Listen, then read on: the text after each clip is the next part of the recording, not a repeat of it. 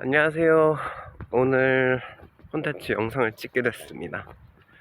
오늘은 침착맥 콘텐츠 베끼기 프로젝트로 저의 어떤 이론이나 생각을 좀 더 심도 있게 나눌 수 있는 시간을 가지려고 합니다. 지금 햇빛 때문에 제 얼굴이 잘 안 보이는 것 같은데, 지금 여기는 국립원예 특작과학원 앞입니다.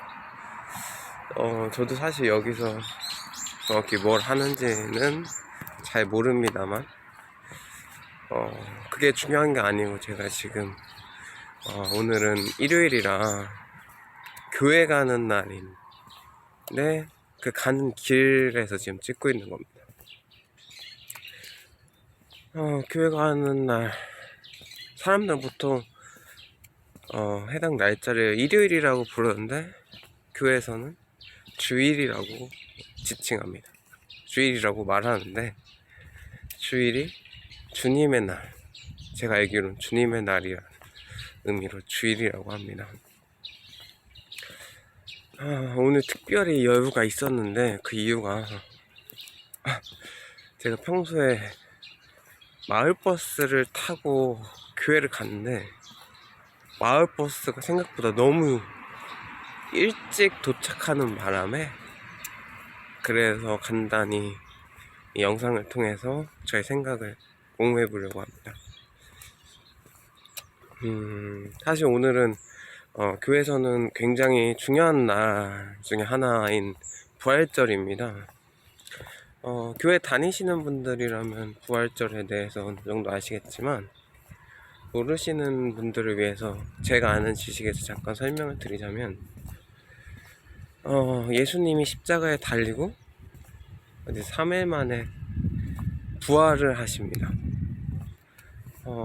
그래서 그 날을 기념하는 날인데, 여러분들은 어떻게 생각하실지 되게 궁금하네요. 사람이 죽었다가 다시 살아난다, 이게 상식적으로 있을 수 있는 이야기인가? 저도 아직까지 이게 완전히 그랬다, 그 사실을 완전히 믿을 수 있나 라고 물어봤을 때 그러기는 쉽지 않은 것 같습니다. 근데 이제 교회 다니다 보니까, 그런 날이구나, 또는 그런 날을 기념하는 거구나, 사실 그 정도까지만 알고 있습니다. 조금 잠시 멈췄다가 할 건데 팔이 너무 아파가지고 공을 들고 다시 찍어보겠습니다. 다시 돌아왔습니다.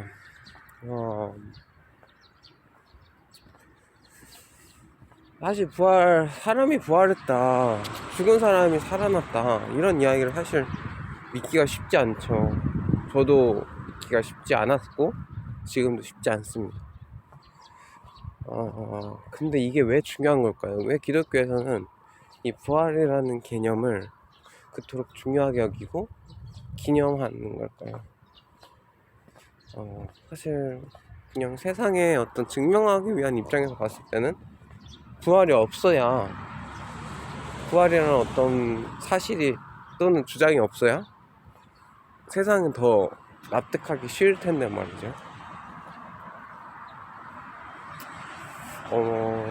제가 생각했을 때, 제가 배운 바로는 부활이라는 개념은, 이제 예수님이 십자가에 달려 돌아가시고, 그 돌아가신 게 사실 그 하나님, 예수님도 하나님이지만 예수님의 아버지인 성부 하나님의 뜻이고, 그걸 순종하신 거거든요. 그러니까 결국 그 순종에 대한 하나님의 반응, 보통 사람들은 이렇게 얘기를 하더라고요. 사람들 안에 제가 배운 바. 근데 진짜 부활이 중요한 건 사실 죽음을 이겨냈고 죽음을 넘어간다는 그 의미에 있지 않을까. 우리한테 있어서, 여러분들에게 있어서, 또는 저에게 있어서 죽음은 뭘까요?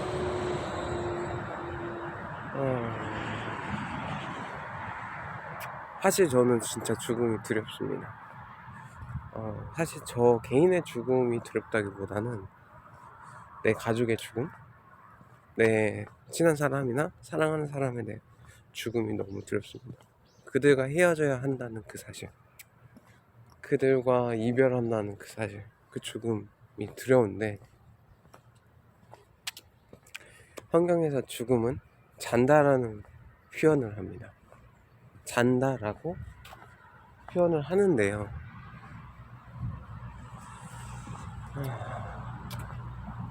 사실상 우리 일반 생각에 죽음에 대한 개념이 너무 과도하게 두려움의 대상으로 비친 것도 없지 않아 있는 것 같습니다.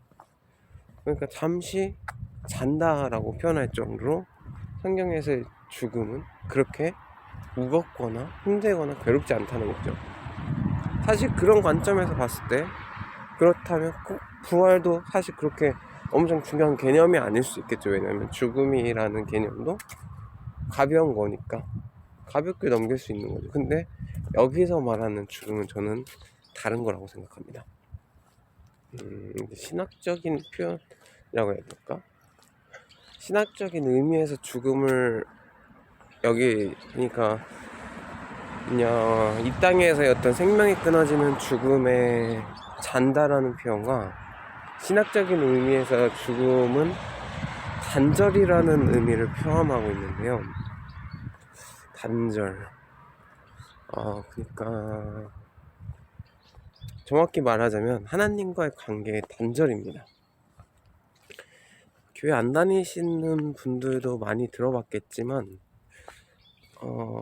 우리가 우리 사람의 조상이라고, 성경에서 사람의 조상이라고 하는 사람이 바로 아담인데, 그러니까 아담의 선악과 사건으로 인해서 죽음이 들어옵니다. 그러니까 하나님은 죽는다고, 열매를 먹으면 죽는다고 했지만 사단은 정녕 죽을까 하노라 물음표로 바꾸면서 결국 선악과를 먹고 죽음을 맞이하게 되는데, 사실 여기서의 말하는 죽음은 저는 단절이라고 배웠습니다. 그러니까 하나님과의 관계의 단절. 좀 더 깊이 들어가 보자면, 사실 인간이라는 존재가 창조될 때 신에 대해서 굉장히 의존적인 존재로 창조되었거든요. 근데 간단히 제가 아는 바로 얘기하자면, 선악과를 따먹으면서 선악을 알게 하는 나무죠. 그러니까 사람이 그동안에, 그 전에, 그러니까 아담이 선악과를 따먹기 전에는 선악의 기준, 선의 기준은 무조건 하나님한테 있었던 거죠. 하나님의 존재 자체가 선하시고 거룩하니까. 근데 선악과를 따먹으면서 그 선악의 기준을 자신의 기준으로, 또는 사람의 인위적인 기준으로 바뀌게 된 거죠. 그렇게 되면서 결국 선악에 대한 기준이 하나님에서 사람으로 바뀌면서 복잡해진 거예요. 사실은 하나님의 선의 기준이고 하나님으로부터 멀어지는 게 악인데, 근데 사람들은 선과 악을 새롭게 창조하고 새롭게 재발견하기 시작한 거죠. 근데 이 재발견과 어떤 창조의 개념에서 보자면 굉장히 유익하고 다양성을 추구하는 것처럼 보이지만, 결국 그 다양성도 신학적인 개념에서 보면 둘 중에 하나라는 거죠. 하나님의 선함과 하나님을 의지하지 않는 선하지 않은 악함. 그래서 다시 원점으로 돌아와서 아담의 선악과 사건 이후 죽음이 들어왔는데, 그 죽음은 하나님이 선하다는 그 기준, 거기에 대한 단절, 결국 하나님과의 관계에 대한 단절로서 됐고, 하나님과의 관계에 대한 단절이 죽음인 거죠. 그럼 십자가는 뭐냐? 십자가에 예수님이 달리신 죽음은 뭐냐? 사실은 그 단절을 끊어내고자 죽은 겁니다. 단절을 끊어낸다는 말이 참 웃긴데, 하나님과의 끊어진 관계를 다시 잇는 게 십자가의 어떤 의미가 아닐까. 그래서 예수님의 그 십자가의 죽음, 또는 이제 성경에서 말하는 어떤 핏값으로 대신해서, 우리의 죄를 대신해서, 그러니까 우리의 어떤 죄로 인한 하나님과의 단절을 예수님의 십자가가 이어준 거죠. 그리고 그 십자가가 이어진 게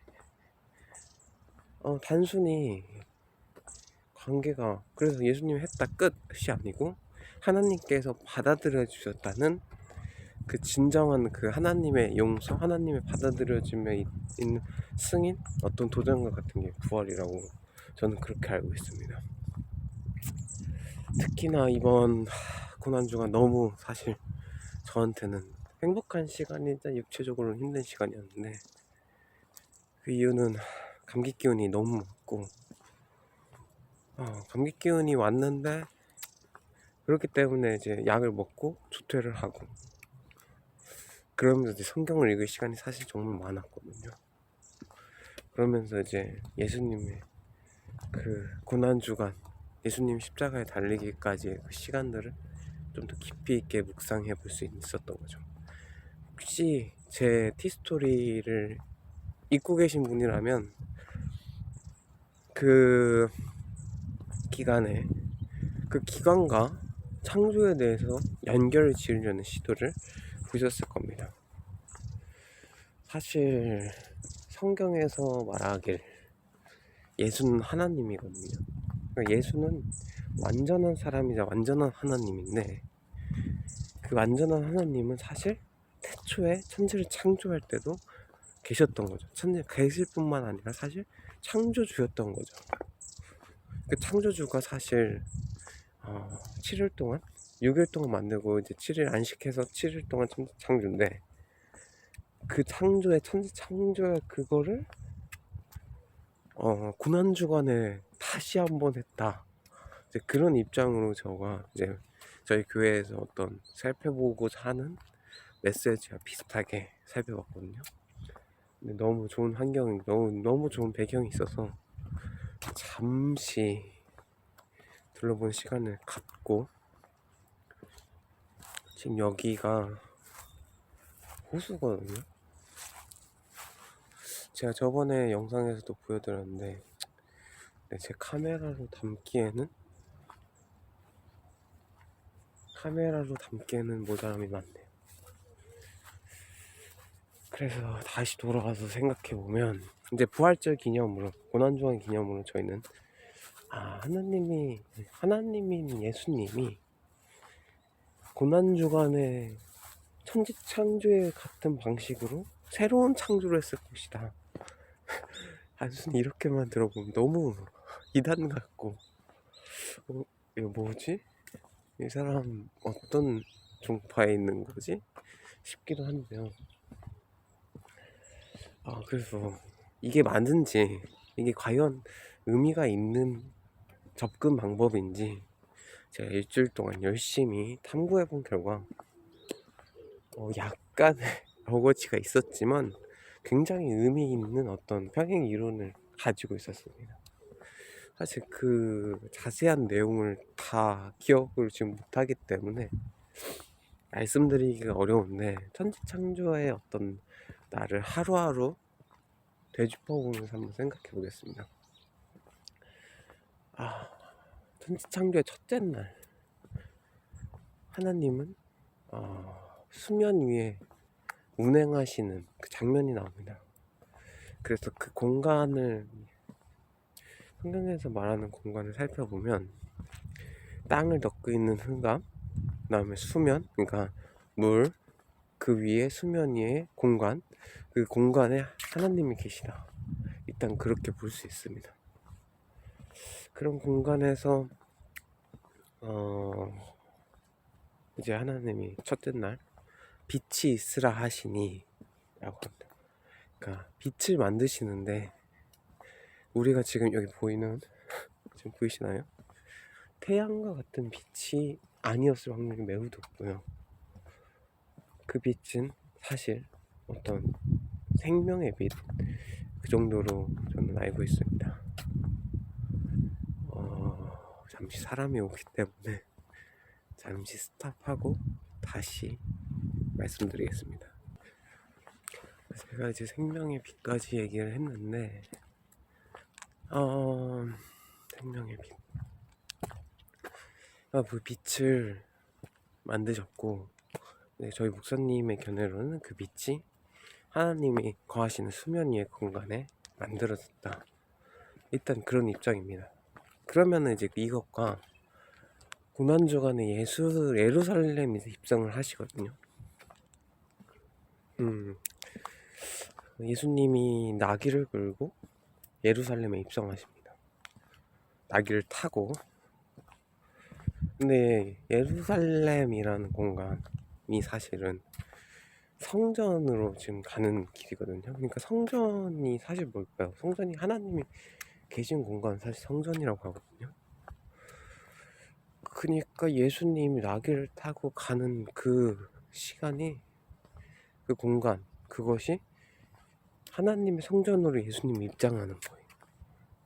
그럼 앞서 아까 말했듯이 빛이 있으라 하시니, 그리고 그 빛이 하나님이 계신 공간에 생성된 게 마치 예수님이 나귀를 타고 예루살렘에 입성해서 성전에 들어가시는 그것과 매우 흡사하다는 거죠. 뭐 기존 기독교인들이 더 반발하거나 신박해할 수도 있는 입장인데, 일단 그런 입장이고요. 그리고 이제 예수님이 예루살렘 입성하시고 나서 제일 먼저 뭐부터 하시는지 혹시 기억하십니까? 이제 마태복음의 기준으로 보면 성전 청결 작업을 하십니다. 그러니까 거기에 이제 여러 가지 사람들이 이제 예물을 드리러 와가지고 그 사람들 대신 예물을 파는 거죠. 멀리서 오는 사람들 위해서.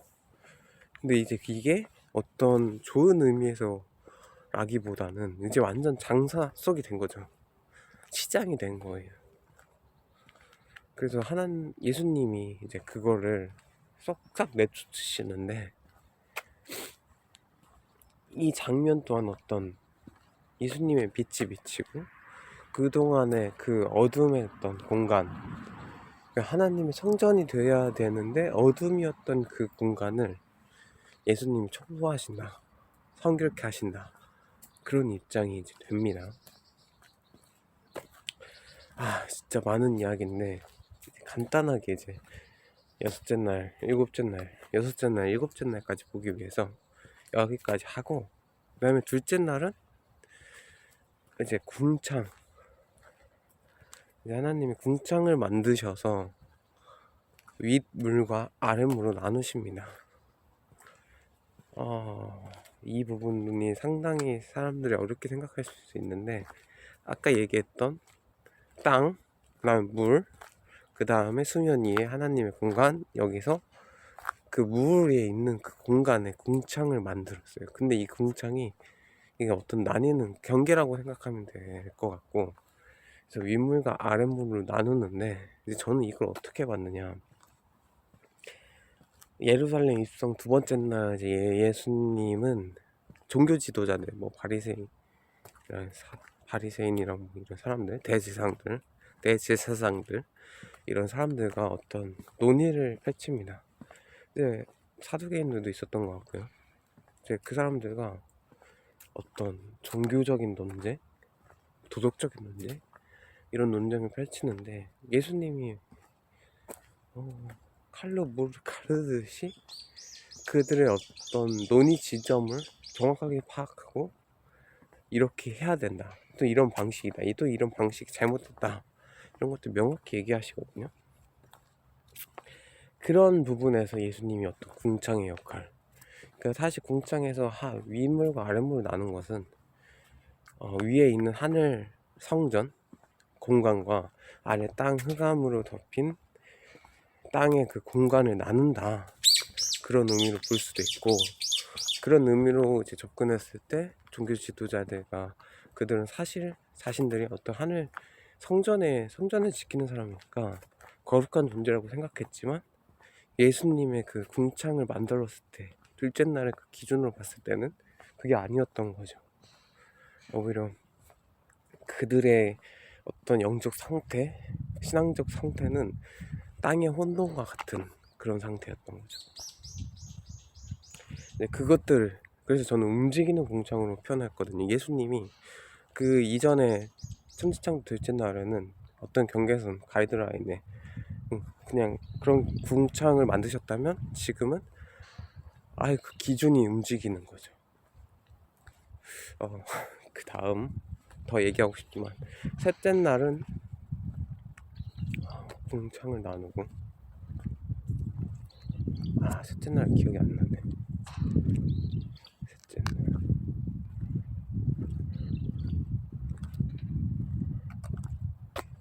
넷째 날이 지금 광명체들 해달 별들을 만드는 날인데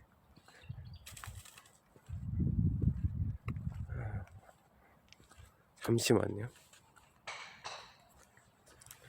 그리고 이제 셋째 날 제가 기억이 났습니다. 셋째 날은 땅에 있는 물을 흩으시거든요. 그러니까 아랫물 아까 공창으로 나누셨던 윗물과 아랫물 중에 아랫물이 지금 땅을 덮고 있었는데 그 땅을 물을 한 곳으로 모아서 하나는 육지가 되고 하나는 바다가 되게 이런 창조에서 이런 일들을 하시는데 이게 저한테는 뭐처럼 느껴졌냐. 사실 노아의 방주까지 가야 되는데 이제 제가 믿는 기독교의 그 교리 중에 가장 중요한 것 중에 하나가 삼위일체 교리거든요. 삼위일체 하나님에 대해 중에 성령 하나님이 계십니다. 저는 그 물을 흩트는 장면, 바람을 통해서 물을 흩트는 장면이, 물론 바람을 통해서는 말은 없지만 이 바람을 통해서 물을 흩었던 장면은 노아의 방주에서 이제 그 홍수 기간이 끝나고 물이 흩어질 때 그렇게 제가 표현하는 걸로 알고 있는데, 그래서 아무튼 그 세 번째 날에 바다와 육지로 나뉘는 그 기간이 마치 성령님이 어떤 임재하시는 그 기간? 성령님이 바람같이 임재하시는 그 기간처럼 느껴졌거든요. 마치 천지창조의 개입, 천지창조의 또 주관자이실 걸로 저는 믿고 있는데, 근데 셋째 날, 그 예루살렘 입성 셋째 날 어떤 일이 일어나냐. 주로 이럴 것이다. 뭔가 재림의 때 마지막 날 이럴 것이다 라는 입장을 지금 얘기하십니다.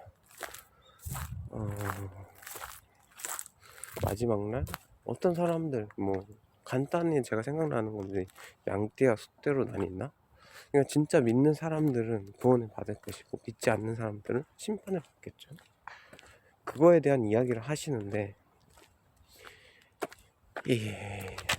그 마지막 때에 대한 이야기 그게 저는 그걸 시기로 봐가지고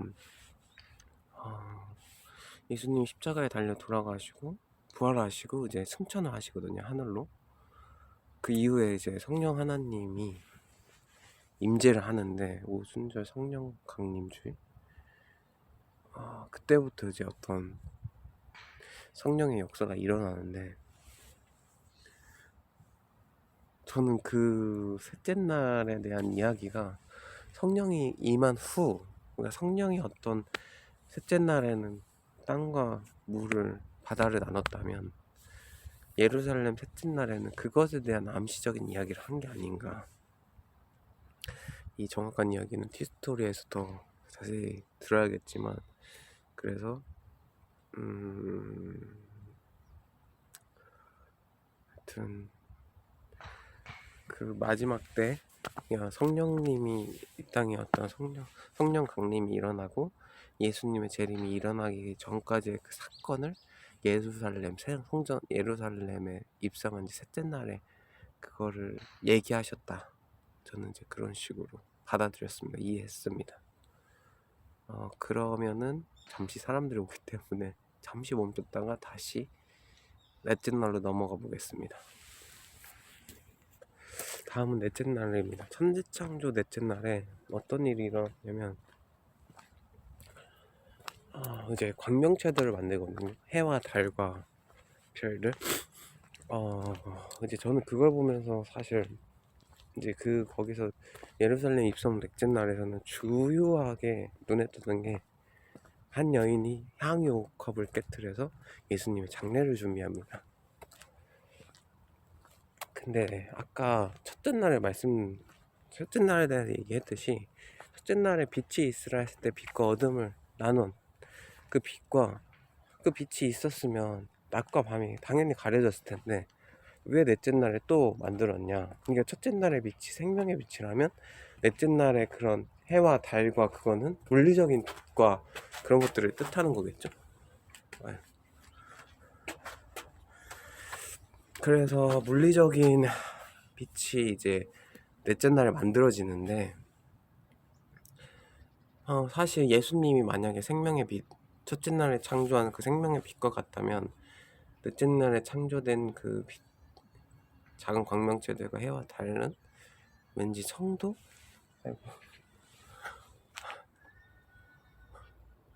성도에 관한 이야기 같았고, 사실 예수님의 어떤 마음을 헤아려 보면 이제 곧 십자가를 통해서 죽음을 맞이하게 되는데, 그때 그 빛을, 진짜 생명이신 빛이 이제 진짜 죽음에 이르는 그 과정이 얼마나 힘드셨을까. 근데 그때 이제 그걸 준비할 때 제자들의 반응 또한 십자가에 그렇게 큰 관심이 없었거든요. 왜냐면 예수님이 우리의 그 창조주고 구원자인데 무슨 걱정이 있겠습니까?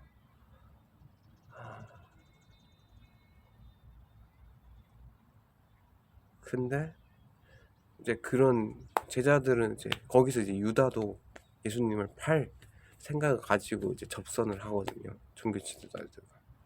그랬을 때 한 여인은 향유 옥합을 깨뜨려서 예수님의 십자가의 죽음을 준비합니다. 저는 그 여인이 마치 작은 광명체들과 같은 모습이었어요. 그러니까 예수님한테는 물리적이지만 어떤 빛과 같은 역할을 했다. 예수님이 십자가에 대한 고민과 고난에 빠졌을 때 한 줄기 빛이 되어졌다. 그 여인의 그 향유옥합 사건이. 저는 이제 좀 그런 입장으로 봤습니다. 그리고 이제 다섯째 날로 넘어가면 다섯째 날에는 이제 나무와 열매들을 만드십니다.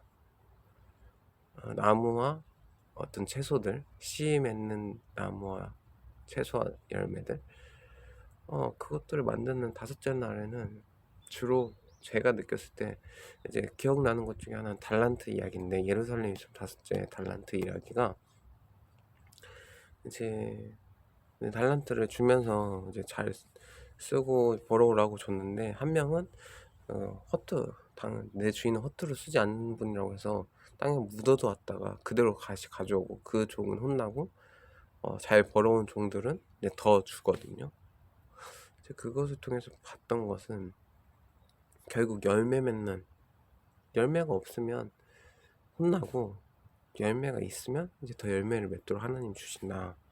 저는 예수님이 그런 입장에서 말씀하셨다고 생각을 합니다. 그러니까 새 창조에 대한 생각이 사실 엄청 대단한 게 아니고, 예수님의 말씀을 통해서 기존의 창조의 역사와 어떤 비슷한 흐름으로 가는 그런 지점이 참 많았던 것 같고요. 근데 여섯째 날, 여러분들도 아시다시피 동물들이 만들어졌을 거예요. 동물들이 만들어지고 이제 사람이 만들어진 걸로 제가 기억을 하는데,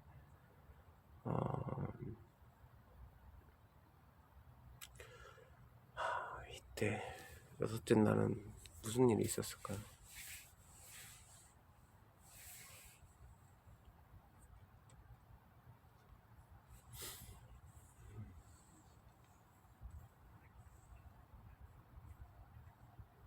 잠시만 기다려주세요. 여섯째 날은 예수님 십자가에 돌아가시는 날입니다. 예루살렘 입성 여섯째 날. 이제 여기서 진짜 중요한 포인트가 하나 있는데, 사실 저는 하나 의문이 있었는데, 하나님이 아담을 만드실 때 하와도 같이 만드시지 왜 아담을 만들고 아담을 지우고 갈비뼈를 빼서 하와를 만들었을까? 근데 성경에서 제가 아까 말씀드렸듯이 잔다라는 표현은 거의 죽음을 가리키는 의미가 많이 있거든요. 그러니까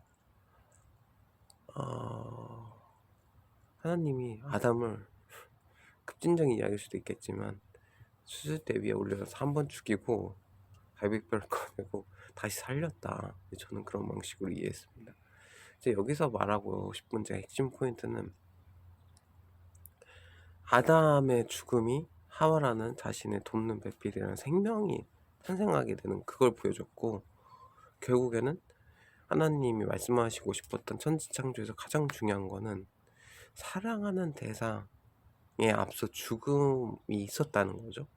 그리고 예수님은 사랑하는 대상을 얻기 위해서 죽음의 길로 나아갑니다. 이 점이 참 인상 깊었습니다.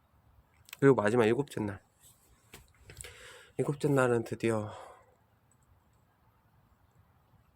천지창조에서는 안식일입니다. 안식일. 근데 이제 하나님께서는 천지창조 안식일날 이렇게 얘기하십니다. 그 날을 거룩하고 복되게 한다. 그러니까 그 이전까지는 뭔가를 만드시고 물리적인 거 그런 것들 만드셨는데 마지막 날에는 나를 거룩하게 하고 복되고 거룩하게 합니다. 어떤 시간적인 개념을 거룩하고 복되게 한다는 게 진짜 너무 새로웠고, 이제 그 거룩하고 복되게 하는 날 예루살렘 입성 마지막 그 예수님이 죽고 돌아가신 날 그 다음 날 뭐가 있었냐? 이제 종교 지도자들이 엄청 바쁩니다. 그때가 또 안식일, 그때 기준으로 안식일인데 이제 예수님이 죽고 부활할 것을 막 얘기하셨다고 알고 있거든요. 근데 종교 지도자들은 얘네들이 제자들이랑 이런 사람들이 예수님의 부활을 사기친 것으로 무덤에서 시체를 도둑질해갈 것이다. 그래서 빌라도에게 요청을 합니다. 그 무덤을 병사들이 지키게 해달라고. 그래서 돌로 이렇게 무덤을 막아놓고 병사들이 그 무덤을 지키는데 이제 그런 날을 보냅니다. 그러니까 하나님은 안식일에 단순히 쉬신 게 아니고 거룩하고 복된 날을 만드셔서, 그 거룩이 사실 신적인 속성이거든요. 그 신적인 속성을 사람들에게도 나눠줄 수 있도록 하는 엄청난 일이 일어납니다. 그러니까 안식일에도 쉬신 게 아니고 자신의 진짜 거룩을 사람들에게까지 나눠주시는, 진짜 얼마나 열심히신 분이라고 저는 그런 생각을 했는데, 그런 적극적이고 배려하고 베풀려는. 근데 종교 지도자들은 오히려 자신들의 위치가 위험해질까봐. 왜냐면 예수님이 진짜 부활하시면 예수님이 했던 말, 존재가 모두 맞는 거거든요. 그것을 막기 위해서 자신의 어떤 위치를 지키기 위해 수동적인 열심을 합니다. 이 지점에서 굉장히 차이점이 있지만, 비슷한 모습이지만 굉장히 차이점이 있었다. 그러니까 하나님은 확장적인 성격을 띄었던 거고, 자신의 나라, 자신의 거룩을 확장하고 나누어 주려는 종교 지도자들은, 하나님을 믿는다고 자처했던 종교 지도자들은 반대로 자신들의 위치, 권위, 이것들을 지키기 위해서 오히려 축소하고 유지하고 보수하려는 역할을 했던 거죠. 이게 천지창조에 대한 일곱째 날까지의 사건과 예루살렘 입성, 그리고 예수님 돌아가시고 그 다음 날까지 일곱째 날까지의 사건을 비유했는데, 이제 오늘은 드디어 부활절에 대한 설교를 듣습니다. 듣고 이제 티스토리에 감명 깊었다면 쓰겠지만, 여기까지 혹시나 잘 들어주셔서 정말 감사드리고, 질문이 있다면 댓글로 남겨주셔도 되고, 영상이 길기 때문에 사람들이 잘 안 볼 것으로 생각하지만 아마 한 번쯤 성경에 대해서, 창조에 대해서, 십자가와 고난주와 부활에 대해서 한번 생각해보고 싶으신 분들은 끝까지 시청 한번 해보시고 잘 한번 이해해 보시길 바라겠습니다. 그러면 저는 이제 드디어 예배를 드리러 교회로 갑니다. 아마 오늘은 이 영상이 여기까지가 마지막일 것으로 생각하는데, 왜냐면 너무 바쁘기 때문에. 그래서 마지막 인사를 드린다고 생각하고 드리겠습니다. 오늘은 정말 부활절, 예수님의 부활을 기념하는 날입니다. 여러분들이 예수님을 믿든 안 믿든, 또는 어디에 있든, 뭔가 지금까지의 힘들었던 어떤 죽음의 위치에 있을 것 같은 그런 상황을 딛고, 여러분들도 삶의 부활, 또는 어떤 생각의 부활, 또는 어떤 컨디션의 부활, 그 모든 부활을 같이 경험하길 소망합니다. 그럼 오늘도 행복한 하루 되세요. 감사합니다. 감사합니다.